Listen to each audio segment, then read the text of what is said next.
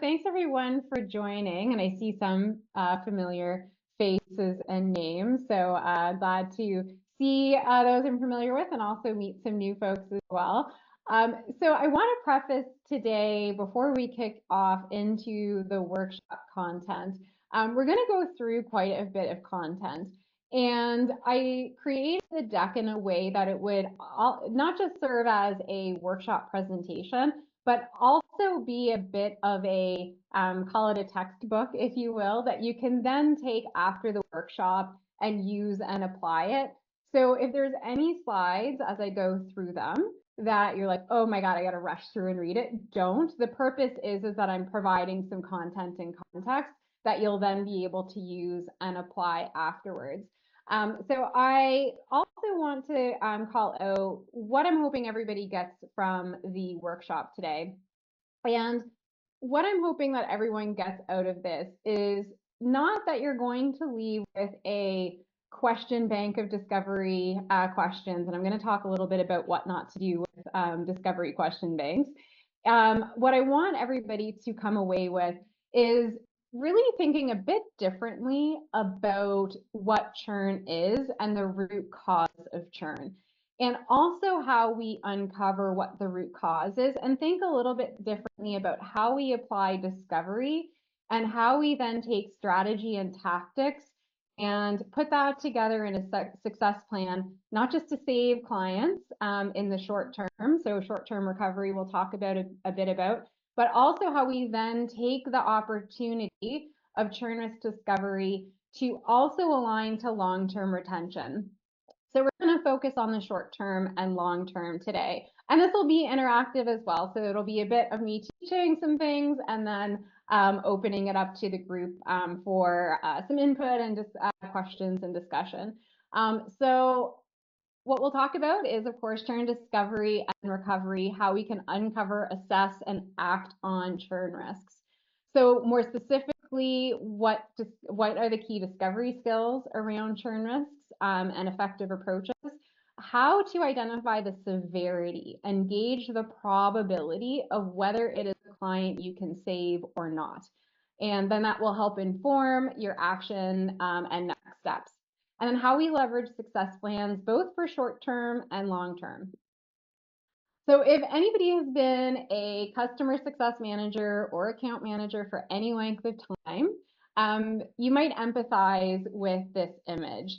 And so what I find often with customer success managers or account managers and even leaders is that churn ends up being very chaotic. It ends up being very stressful. And we pull out a fire hose, we throw everything except the kitchen sink at it, and it's not systematic, and we often don't end up identifying what that root cause is. And so our approach isn't often methodical enough. And I say our because I'm thinking back to my time as a CSM and CS leader and some of the mistakes that I made. So I can't promise you that I will remove the stress of churn. I think churn is inherently stressful, so I'm not going to oversell what I can do. But the goal is that with this approach, it can be less chaotic, more strategic, and more methodical. So I want to start off with churn reasons. In my experience as, again, a CSM, CS leader, now consultant, I often see churn reasons that look something like they churned because of low product adoption, or they never completed onboarding. We had a loss of champion, or they didn't see value. Maybe there was support issues as well. So this is where I'm going to hand it to the group and get some feedback. Does everybody think that these are churn reasons? Any thoughts? Yes, no? Oh, where did my chat go?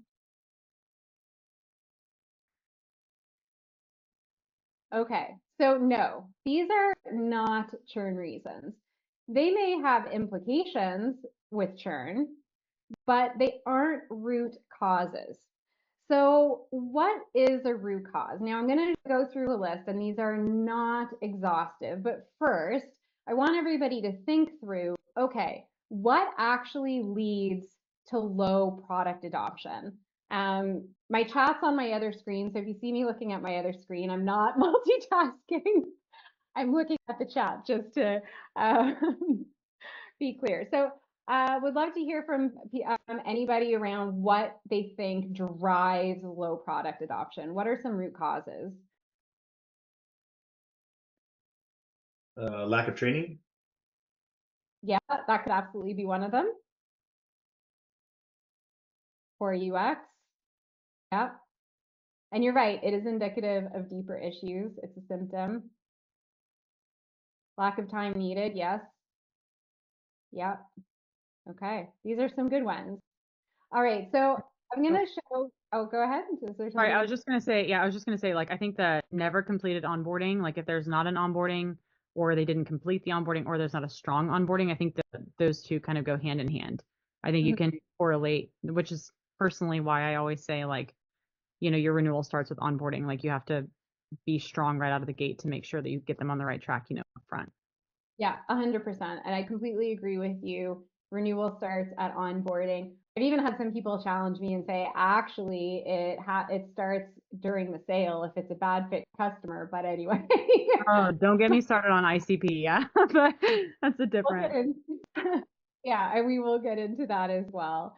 So yes, these are all starting to get into what some of the deeper issues are that cause these churn reasons. And so what I'm going to show is very high level, but these are common reasons of where I have seen a lot of trends in root cause. And so the first one being fail to integrate into their workflow. Has anybody experienced churn because of this, where the client is just like, there's too much friction. We didn't adopt it because it's too difficult to use. Yeah, seeing some nodding heads. So what this could be indicative of is something technical, like they didn't integrate into a CRM or other application. It could be because we didn't understand and take the time to diagnose and learn their workflow, their day to day. And that can sometimes lean into there was a lack of change management and resistance to change in the beginning. So never completed onboarding. Okay, that should never be a reason in a CRM. It's why. And so some of these actually, some of these churn reasons might be combined. It might be a culmination of them. But this is where we start to really identify, okay, what was the true cause of churn? And so when we think about churn discovery, this is the lens that I want everyone to look at, is get really curious. Listen to things that your clients are saying and not saying, and get this level of information and detail with your clients. I mean, a lot more detail than this, but this type of information. Any questions on this before I move on? No? Okay.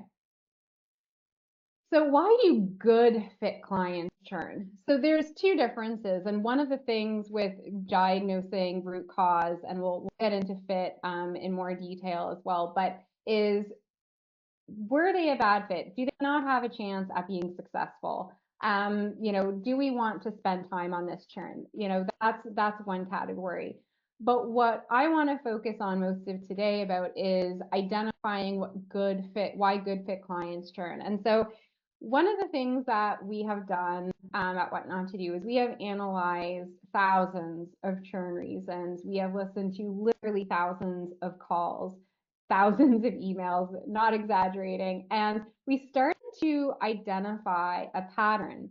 And this isn't exhaustive, of course, but if you follow the 80-20 rule, the patterns that we identified of why clients are churning is that there was a failure to address top business problems. And so what would often happen is a sale would close, sales might do a handover to CS, but it was very cursory. It was, okay, here's your main point of contact, schedule a kickoff call. But there wasn't a communication of what the core problems were that the client was trying to solve, the big business problems. And so the result would sometimes be that there'd be adoption, but it wasn't actually addressing a top business problem, or maybe it was, but we weren't tracking it. So the other reason is that the other pattern that we recognized was that it was around actions. And this is also going to dovetail in how we run discovery. So this will tie into actual discovery questions and approach. But what we identified with actions is that oftentimes there would be high adoption, a really strong health score, and then the client would churn. Has anybody had that happen? Yeah. So that one hurts because we've done the work to get adoption, to get action, but that action wasn't aligned to solving a key problem. And that could be real or perceived. Oftentimes it is solving a problem, but we're not articulating it back to the decision makers. And we haven't used the success plan and EBRs to connect the dots for our clients, and they get impact amnesia. They forget, they don't realize. So we have to connect the dots. So we have to identify, is the lack of alignment real or perceived? The other is lack of integration into clients' workflow. This is a big one. And I mentioned it a few moments ago that this is an area where we see a lot of churn, is that, okay, we adopted it, it wasn't efficient, but maybe it was because training was minimal. Somebody mentioned earlier that there wasn't time to practice the tool. So a lot of reasons for this. And then this ended up creating a lot of cases where there wasn't quantifiable results in KPIs. There was no proof of impact. And so sometimes, again, this is real or perceived. Sometimes there is impact, but we haven't measured it. We haven't tracked the KPIs, and we haven't aligned it to a top business problem. And maybe we've done all of these things. Maybe these aren't the issue. But in the last 18 months, one of the top reasons why I've seen churn for good fit clients is because there is a perception that your tool, service, product is a nice to have, not a need to have. We've failed to establish the connection of our solution to the problem that we are solving to a top business priority. So when it comes time to reevaluate contracts and renewals, which is now happening a lot with tightening budgets, there is no perceived need or triggering a need for your solution any longer because they don't see how it aligns to a top priority. So you can solve 10 problems, but if not one of those problems align to a top priority that the C-suite, senior executives that have budget are willing to spend money on, then you are likely going to churn, in especially in the type of economic environment that we've seen over the last 18 months. So we didn't set out to, create, a framework, but we started to categorize all of these churn reasons. And so that led us, kind of by accident, to create this framework called PART. And so we use this to identify root cause of churn risks and to realign with clients. Now, before we get into the PART framework, I do want to preface this with, if you use other frameworks, this isn't about, kind of slamming down a new framework down anyone's throat. What I want you to take away from this is that these are the key elements that we need to uncover to get to root cause diagnosis, regardless of the framework that we use, regardless of the discovery questions that we ask. These are the elements that will help us get to that root cause, which will help us achieve short-term recovery and long-term retention. So just to go back to this previous slide, would love to hear from anybody. Has anybody experienced churn in the last 18 to 24 months that falls into any or all of these buckets? Yeah. I figured that would be the case. It's again, it's been about 80% of the churn that we've seen has somehow fallen into these categories. So that's why we're focusing on this. Any questions on this? No? Okay.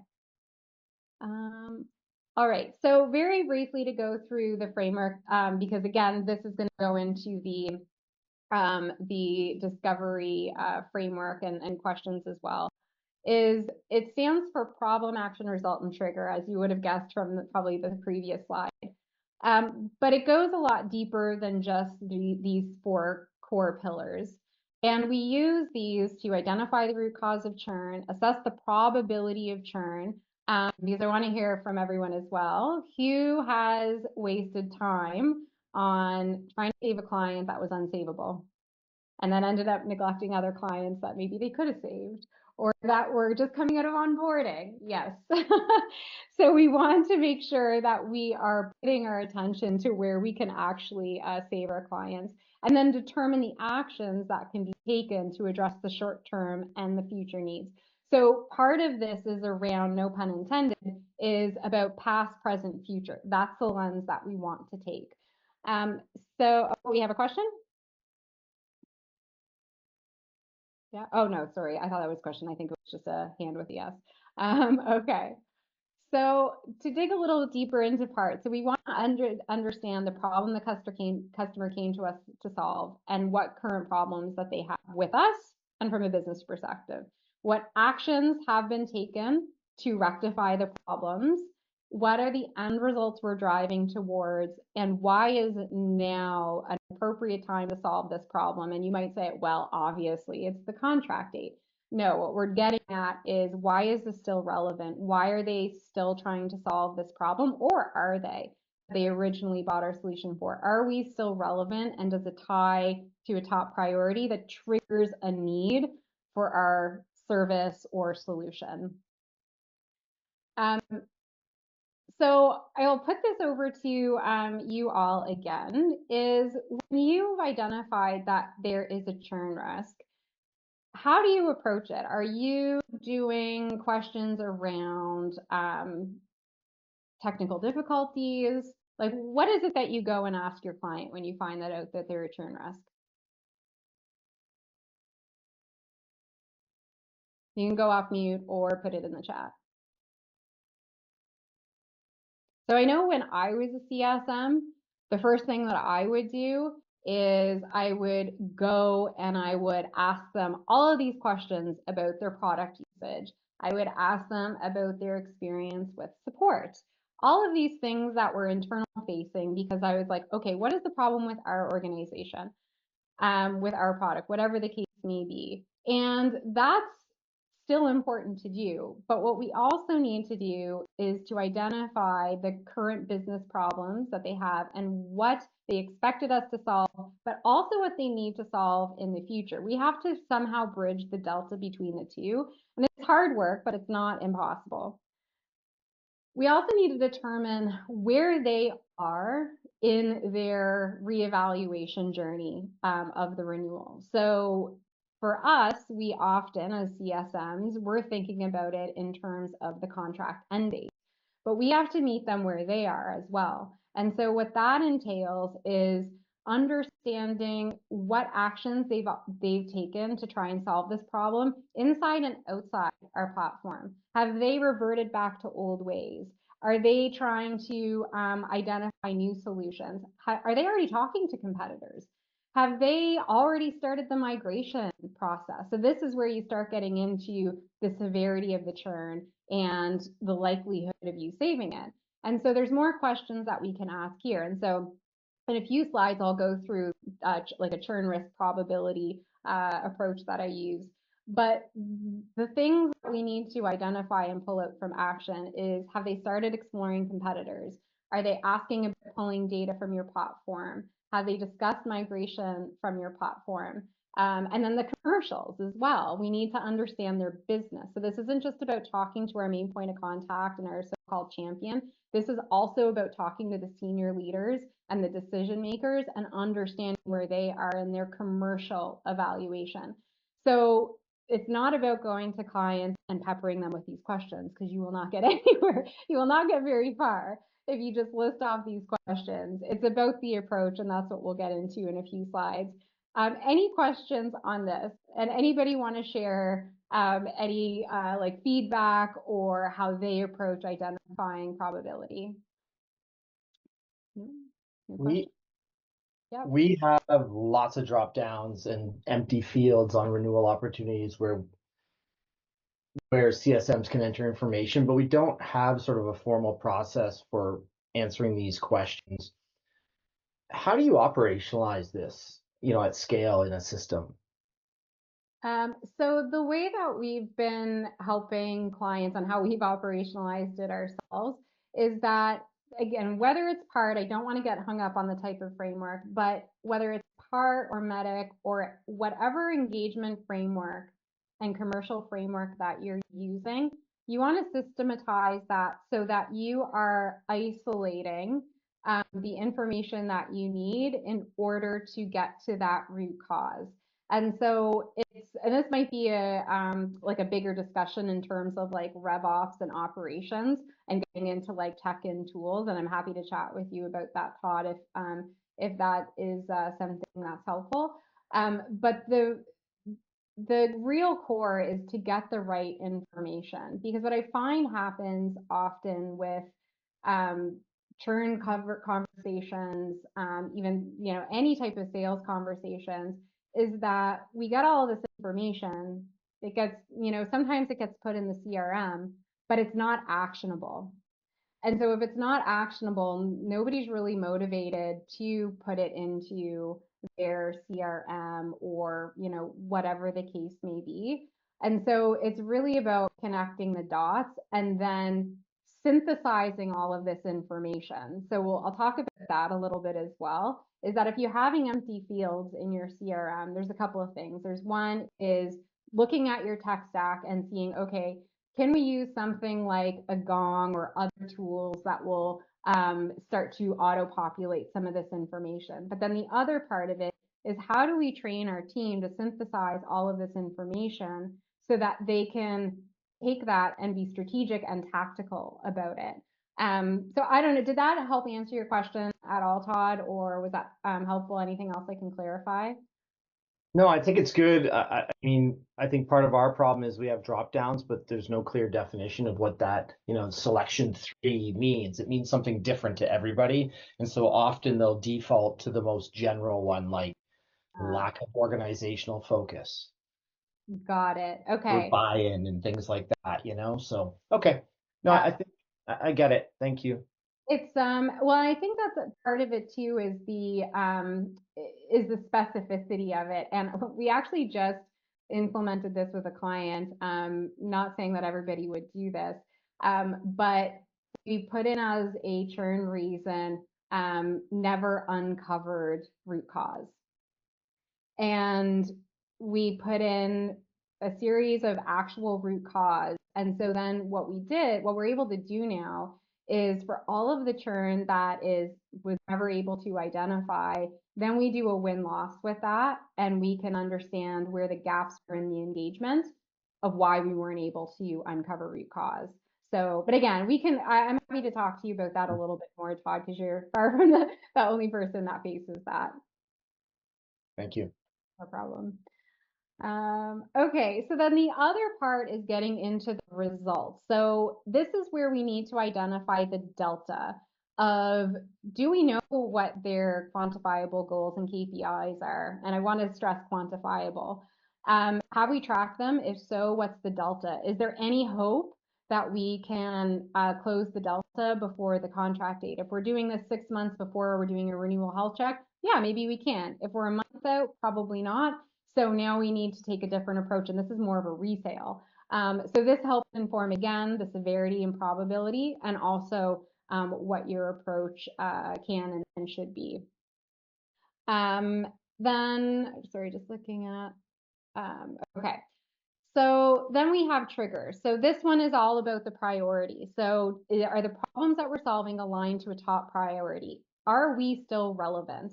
This one can be hard to admit sometimes. And this one, people will fall victim to happy ears.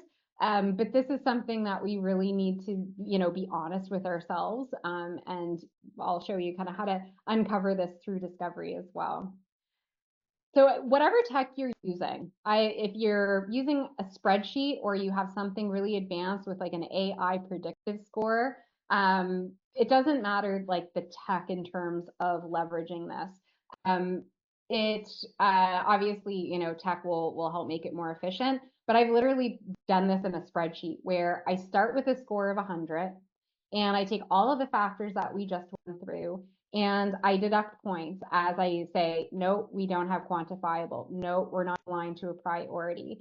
And then I also add any or remove any points for no access to decision makers. If I'm stuck at the champion or main point of contact, I don't have line of sight, I've only done discovery with one person, then that's a big red flag. You can weight these things differently, but now you can start to quantify what your probability is. And over time, you can start to see patterns in your churn risk. So again, you know, this can be something that's low tech or high tech.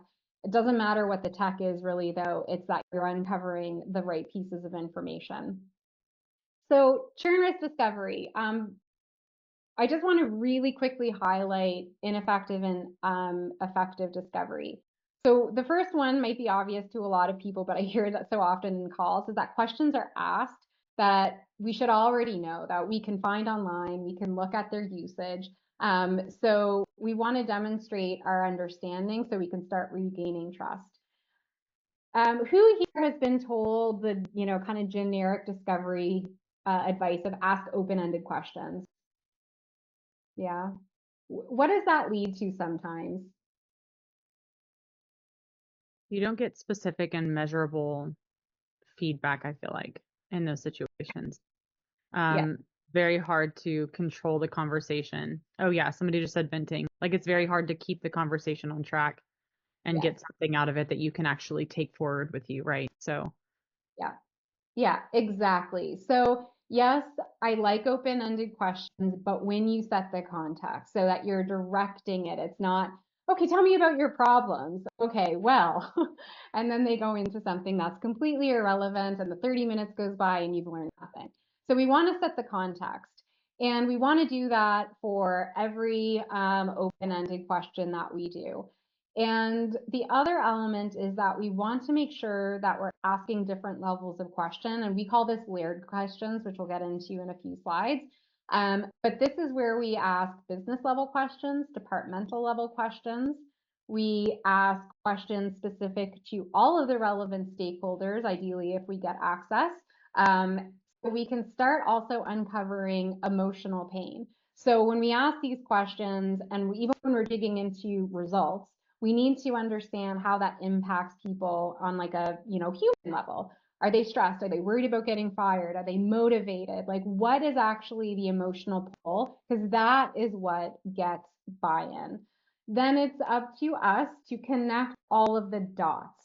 So we can't assume, and this goes back to the action, the first point in action around not aligning problem to actions to problem, is that we need to connect the dots for our buy-in committee, for our renewal decision committee.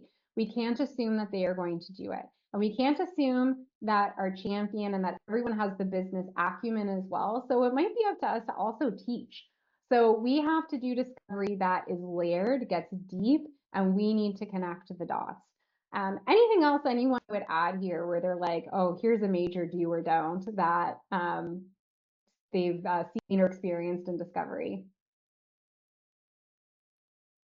Yes, Kinsey, human first. Okay. All right. So I want to set the stage for the discovery example that we're going to go into. And the scenario is really important to kind of pay attention to and understand, because this informs the types of questions that you'll see as well. Because we have to, as we're thinking about discovery, think of our starting point and what we know, what we don't know, and then that'll inform some of our discovery questions. So we're going to pretend that we are a CSM for a revenue intelligence and call recording platform. So something like Gong. I'm not saying it's Gong, but something like that. And we work with B2B, mid-market and enterprise clients that have large sales teams. And we are working with a company called Martech.co. So Martech.co is in our ICP, and what has happened with Martech.co is that they onboarded, They had initial adoption of call recording, but adoption stalled. We also never created a success plan for them because we never engaged after onboarding until the time that renewal notices started going out. So that's really important context for the type of question. So we dropped the ball. This is partly this churn risk is a good fit client and we dropped the ball. And so now we need to course correct. But before we get into what to do, I want to talk about what not to do. And I want you all to tell me what you think is wrong with this list of discovery questions.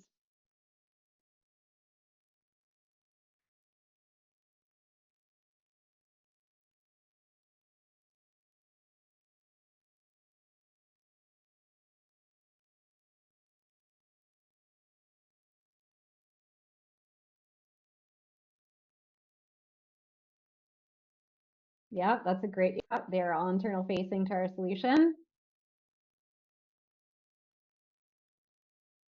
I'll give you a hint, and it has to do with layering. And here's some more.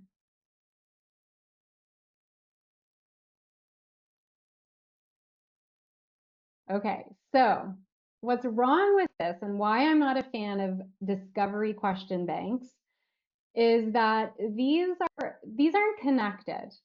They're somewhat random in the sense that they don't really build a narrative. They don't really dig into a thread and help dig deep into what is the root cause of a churn risk.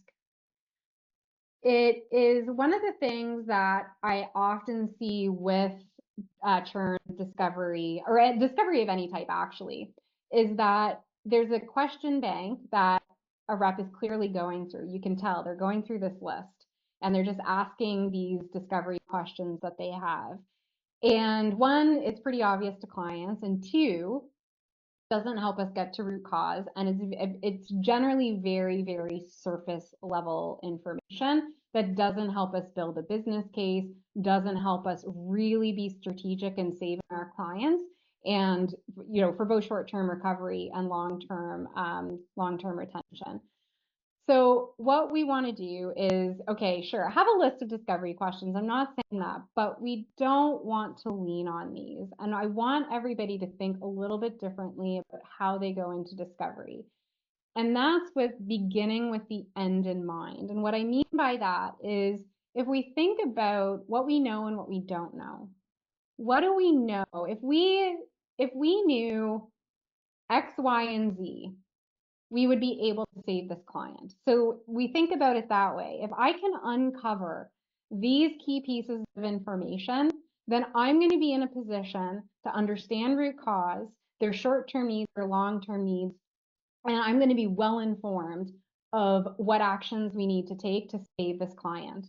And this is where we pull in part and those common reasons why there is churn. So this is kind of where we start to look at, okay, first, fit. We already established that this particular client is a good fit client. They are within our ICP. What I'm going to do next is I'm going to walk through what we want to hear from the client. And this is super high level. We'll get deeper and deeper as we go. But what we want to hear from the client. So instead of thinking about what questions do I need to ask, think first, what do I need my client to tell me? And then that should inform your questions. So we want our clients to say something like, we have a large sales team and need a way to understand what's happening on sales calls to improve performance. Okay, so we know that this is still a use case that we can get to. So this is super surface level. We want to start getting a layer deeper. So this is, we want them to tell us something like, we rolled out our solution to our sales team and the goal of improving sales performance, but our team never fully adopted your platform. Okay, so there's a good clue in here. Never fully adopted. Some did, some didn't. Is there a delta? What I want to know is what was the difference in adoption between those two groups? And was there a difference in results? Those that did they see some success? Were their sales performance better? Is there something I can lean on there? So then the next type of information we would want to hear is something like, our reps were using your platform for call recording, but deal boards were not rolled out and my frontline managers did not use it for coaching, or many of my frontline managers. Okay, again, so that's another hint, something else I want to dig into. We didn't get the value we needed more support. So then we want to understand, okay, well, what are the results? What is the delta? Because we know that this is something that if there's a gap, a lot of people churn, a lot of companies churn for. The AEs who adopted your platform did see an improvement in win rates and a reduction in average deal time. However, too many reps did not adopt, so we didn't see the ROI. We needed to justify the spend. And then last but not least is going to that priority. We want to get them to open up to us and tell us, you know, what their top priorities are, what is stressing them out. And in this case, it was, if we don't hit both our revenue goals by the end of the next quarter, we will be facing layoffs. So we need solutions that have a bigger impact. So again, this is the type of information that we want them to disclose to us. So again, you're going to get access to the deck, so don't worry about reading through all of this. But what I want to demonstrate is how to start pulling that thread and going a layer deeper. And so the best discovery conversations that I personally had and listened to is starting to isolate one problem and then going deeper and deeper into that problem, rather than, again, relying on that question bank. So in this case, we asked, and this is based on a real scenario. Like it's anonymized, but this is based on a real scenario. So the question that we asked is, which business problems did you expect us to solve initially, and are they still relevant today?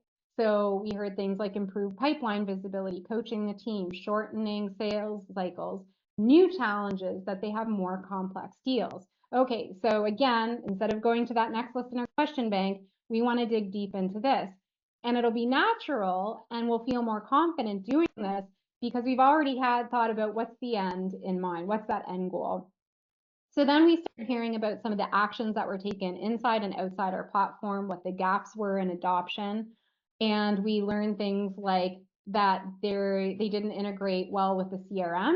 So managers fell back on a spreadsheet. And so now what we've identified is, okay, all of these things that they're trying to do, we can still address this, but what are the results? Can we get to the results? Do we have time? And is this still a top priority? So we keep digging into this one thread, going deeper and deeper. And so then we get to information around they did have, or they were aiming for a 20% improvement rate. There was a slight bump. Okay, so we did help the reps that did adopt it. The managers who were using it actually outperformed the managers who weren't. So now we have a business case and we're starting to get again to that root cause that they weren't hitting the numbers, but it wasn't because our platform wasn't able to help them. It's just the adoption, that onboarding, that's where we messed up. And that's where we need to go back to. And so now we need to establish priority. So, okay, is this still something that they are so focused on and it's a top priority that they're going to throw money at it? And so, yes, they are. It's, us or a competitor. So this is a deal that we can save and that we should focus on.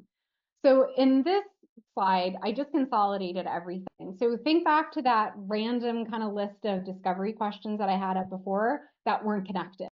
And you get surface level information. These are fewer questions, but we're able to get much deeper, more meaningful information. And so again, this is anonymized. You'll have access to this, but I want to show you what this looks like to give you a visual of what layered questions look like and how deep of information and how much you can get clients to open up.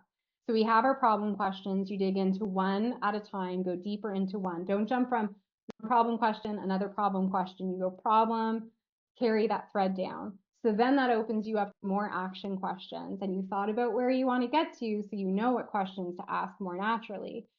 Then we get to results. We can dig really deep into the results at the business level, the department level, the stakeholder level.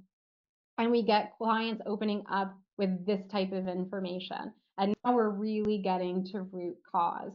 We've established that we dropped the ball, not just that we didn't engage, but we didn't get the CRM integration. We didn't align on very specific needs.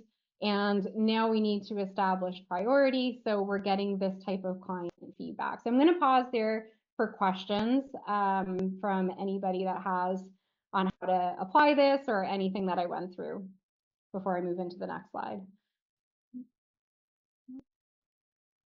Questions? Okay. Does this differ from other people, from your approach now? Is this something that is similar, different?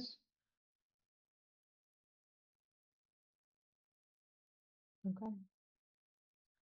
All right. So we're going to go through just a few more slides and then I'll open up to Q&A. One bonus discovery tip is that if you're finding it's hard to get your whoever you're talking to open up, two things that I find get a lot of people talking is when you say in your point of view or in your opinion. People love sharing their points of view. They love sharing their opinions. Far more often than not, this will get them opening up to you. The other one that's not on here, but is if you have a hypothesis that's well researched, is obviously applicable, and you propose that hypothesis and problem statement, and you have it a little bit wrong, that's okay, because you've established you know their business. They will correct you. People also love to correct you.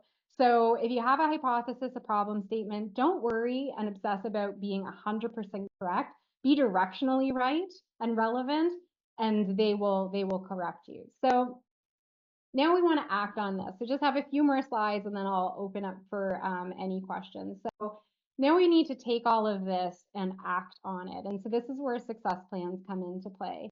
And so we want to identify, okay, what are we trying to accomplish?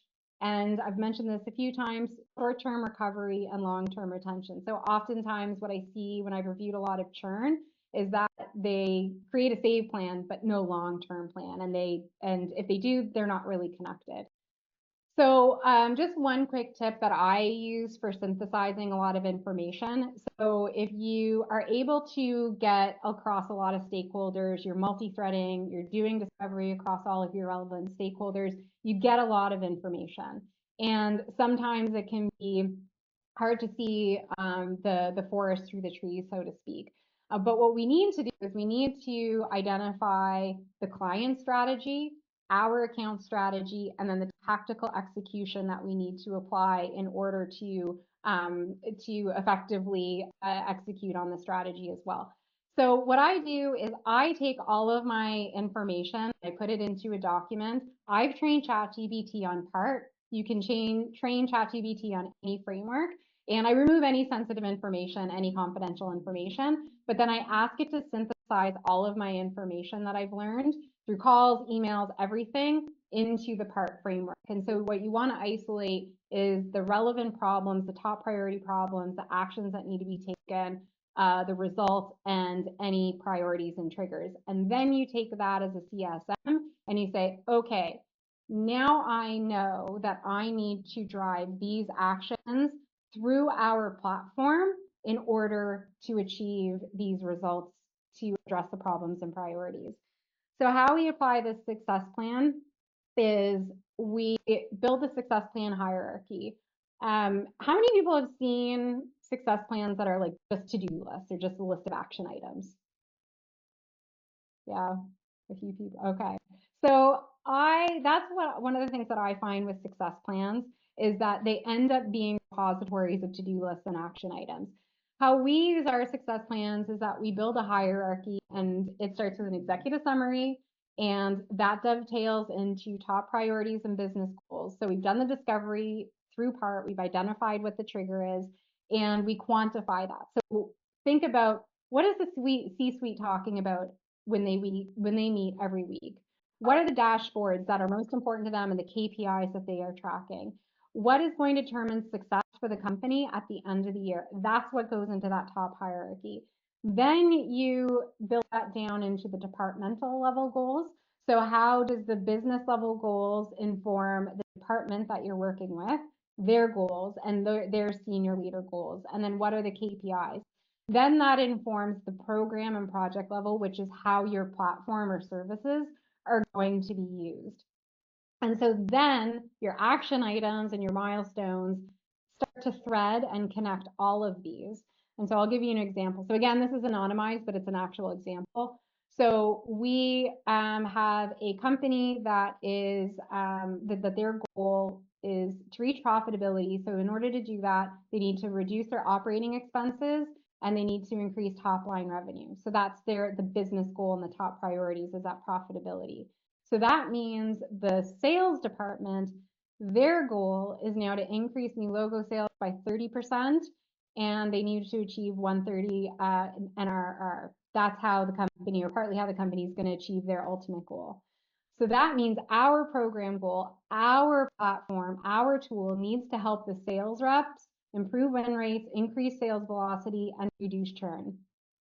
And so then we have action items and milestones that are directly correlated to all of those things. So we're kind of threading that needle, and we are doing the integration on the CRM. We are training the trainers, training the team on how to use the platform for coaching and other features that will help them achieve those goals. And we've done all of this and we've identified all of these things because we've gotten to root cause diagnosis. And so now we have a success plan that at an EBR, we're not going to show the success plan necessarily at an EBR, but at an EBR, your next annual review and renewal, you can demonstrate how you have helped move the needle on their goals, their top business goals and priorities, so you can secure the renewal much more smoothly. So you've saved them, and now you have that long-term retention. And so this is just kind of connecting the dots between the two. So my last piece of, I guess, advice or teaching is we want to stay anchored to client problems and priorities. You can achieve, as many results as you want. You can have a ton of usage, but if it doesn't connect to problems and top priorities, your likelihood of saving the client is a lot lower. So that's what we need to anchor to, and then that will help inform the actions and results that need to be taken and tracked. So thank you. I'm happy to answer any questions. Any questions? All right. Well, if you want more on this as well, I do have a blog post that covers this topic as well. You'll see some of the common threads and links here to other resources as well. Feel free to reach out to me if you have any questions, Elizabeth at WNTD Partners as well. I'm happy to answer any questions and discuss any of this further. Okay. Thank you, Elizabeth. Like we said at the start, I will follow up with this slide deck and recording so you can reference it, and it'll have all of these links for you as well so you can reach out. But this was great. So many people commenting in the chat how fantastic it was. So thank you for your time. Glad it was helpful. Thank you, everyone. Thanks, Bye everyone. all. Bye.